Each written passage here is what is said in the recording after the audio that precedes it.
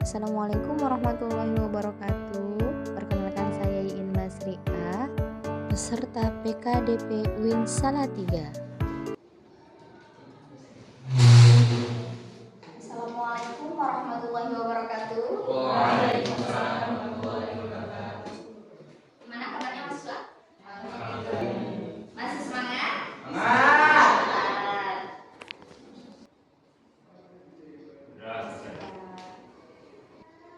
Sebelum mulai perkuliahan juga, saya mau absensi terlebih dahulu ya. Niati Juliaya, dosen pengampu ekonomi syariah, yang dimana asal mengenai pegadaian syariah. Yaitu sebelum kita jauh untuk mengenal pegadaian syariah, tentunya kita harus mengerti terlebih dahulu, yang dimana ada pengertian gadai dalam hukum Islamnya. Semuanya udah pernah baca belum mengenai hukum gadai syariah itu seperti apa?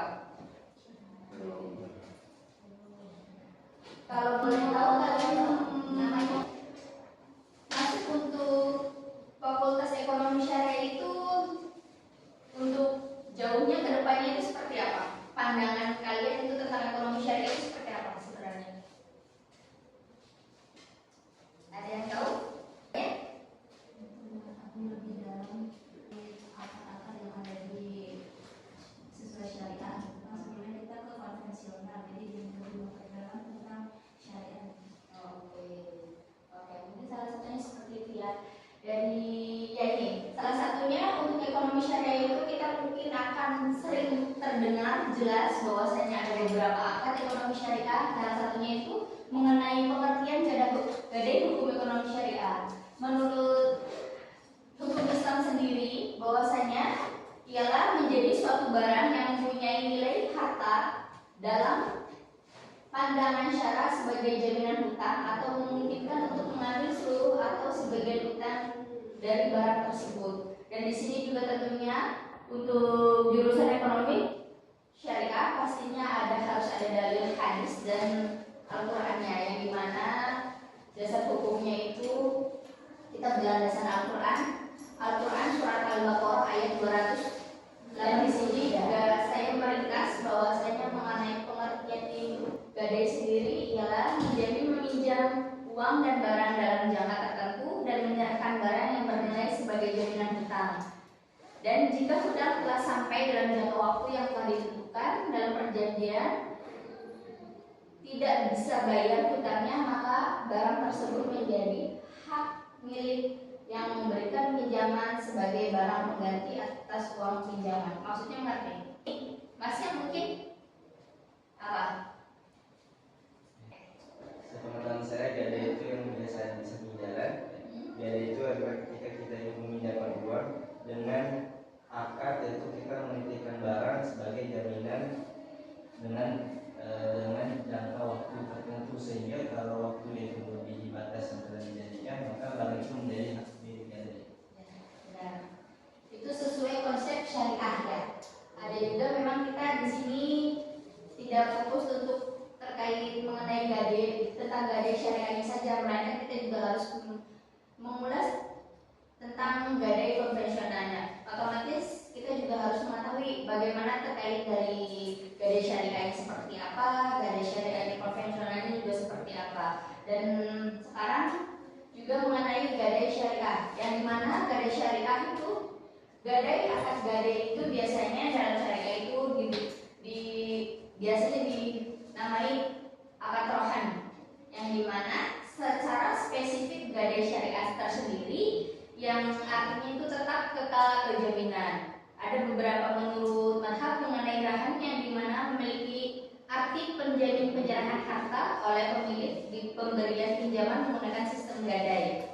Dan secara rahan juga ada beberapa produk jasa berupa dengan berdasarkan prinsip-prinsip syariah dan Islam, yang dimana tidak menentukan tarif jasa dari besar uang pinjaman. Jadi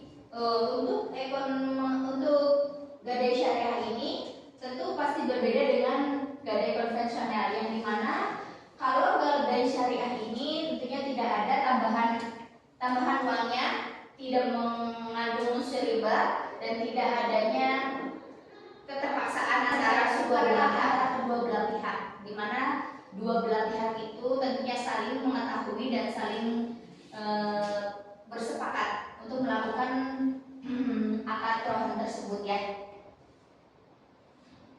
Dan di sini juga ada beberapa syarat-syarat mengenai rohan. Yang pertama itu sihat, yang kedua itu marhum bi, yang ketiga itu pihak-pihak yang berangkat, dan yang keempat marhum bi. Sigot itu seperti apa sih sebenarnya? Masih di awal-awal kan ya? Masih banyak pertanyaan yang mungkin kita juga apa sih sigot itu, apa sih marhum bi itu gitu. Makanya di sini juga secara ringkas saya ringkas kembali mengenai sihat. Pengertiannya itu yaitu ucapan berupa ijab qabul atau searah terima antara pihak penggadai dengan penerima gadai. Dan yang kedua itu mengenai pihak-pihak yang berangkat.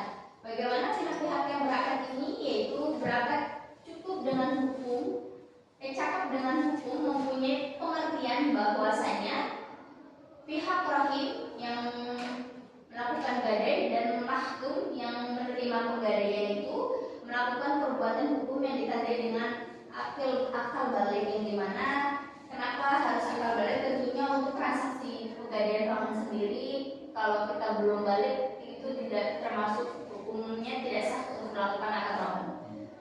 Salah satunya itu akal balik dan sehat dan mampu melakukan akad ya.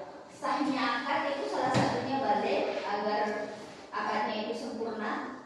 Dan yang ketiga itu marhum bi, yang dimana marhum bi itu sejumlah uang atau pinjaman yang diajukan rahim kepada martahim, yang dimana misalkan kita ingin menggadaikan suatu barang dan mengajukan ke rahim yang kepada marhum yang dilakukan dan memberikan kepada murtahim yang ingin digadaikannya.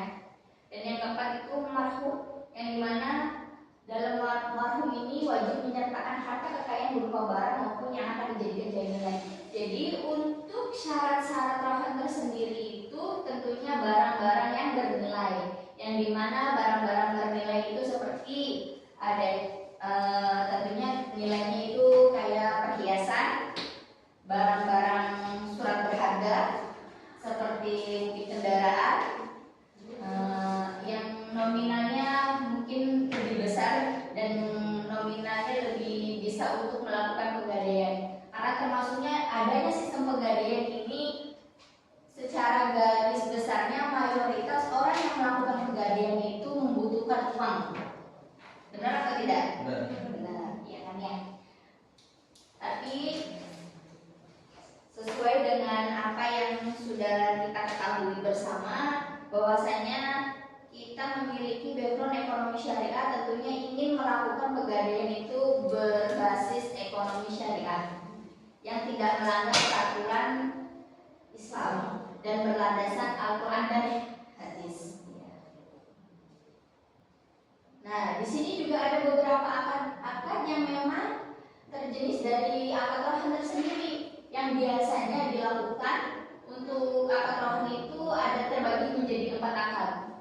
Yang pertama itu akad ijarah sebagai bentuk peminjam untuk waktu tertentu. Biasanya kalau kita misalkan melakukan akad rohan itu kita ada akad ijarahnya, yang dimana itu suatu akad yang dibatasi dengan waktu.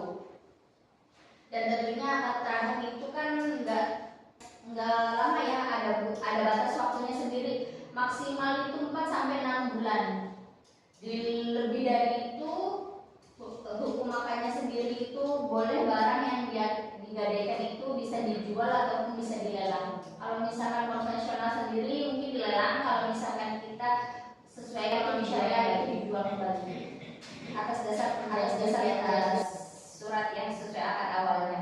Dan yang kedua itu akad mudharabah, yang dimana mengajukan permohonan penambahan modal usaha atau jenis pembiayaan produktif istrinya, yang dimana kita mengajukan nih akad mudharabah antara dua belah pihak, yang dimana saya sebagai ingin memberikan gadaikan dan murtahim yang memberikan dana untuk sebagai penggantinya itu menggunakan akad mudharabah. mudharabah, yang dimana antara dua belah pihak melakukan akad transaksi jual beli. Dan di sini juga ada akad al-bai' muqayyadah, dan serta yang keempat itu akad qard dan al-hasan. Tapi biasanya yang terjadi dalam akad rahim itu akad ijarah dan akad mudharabah.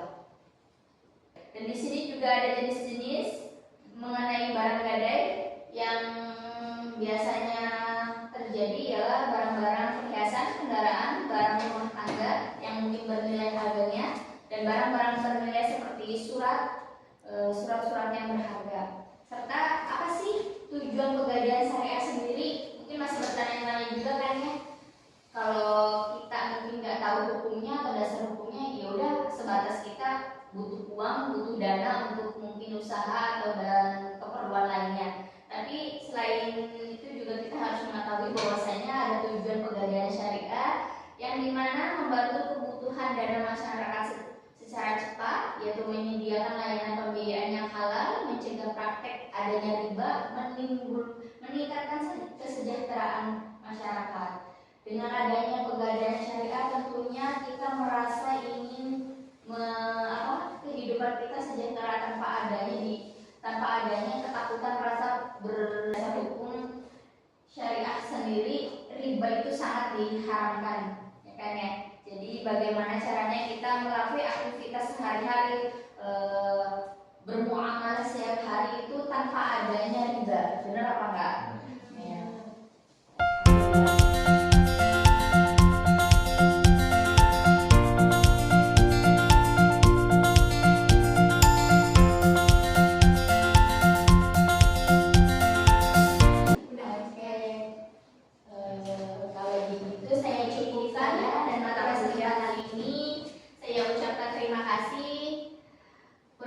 Ini dengan alhamdulillah.